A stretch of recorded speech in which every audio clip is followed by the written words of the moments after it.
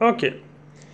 Maintenant que mon instrument est calibré à 90 degrés, on va vérifier la perpendicularité. Alors, si on se souvient, on a une perpendicularité de 3 millièmes par rapport à A.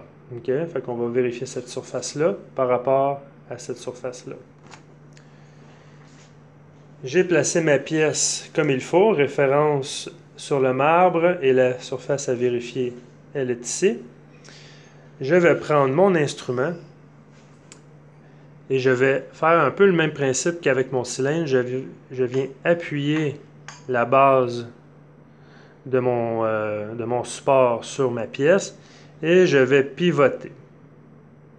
Je pivote et là, vous voyez, l'aiguille bouge. Si on se souvient, okay, comme ça ici, à 0, c'est mon 90 degrés parfait que j'ai établi avec mon cylindre.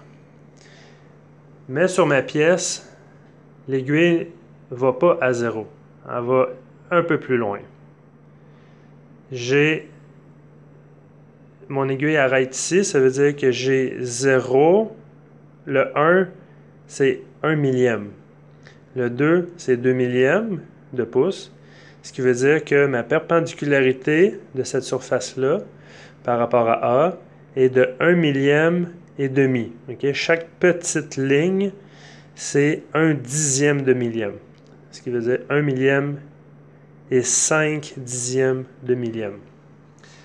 Quand on vérifie la perpendicularité, il faut vérifier à plusieurs endroits parce que la surface peut varier. Ici, j'ai à peu près la même chose. Ici, j'ai 6 dixièmes de millième. Et ici, j'ai 5 dixièmes de millième. Alors, la perpendicularité de cette surface-là par rapport à celle-là ici me donne 1 millième et 5 dixièmes de millième. Et si je regarde mon plan, la tolérance, c'est 3. Alors, ma pièce est conforme. Cette tolérance géométrique-là est conforme selon le plan. Alors, voilà comment on vérifie une perpendicularité.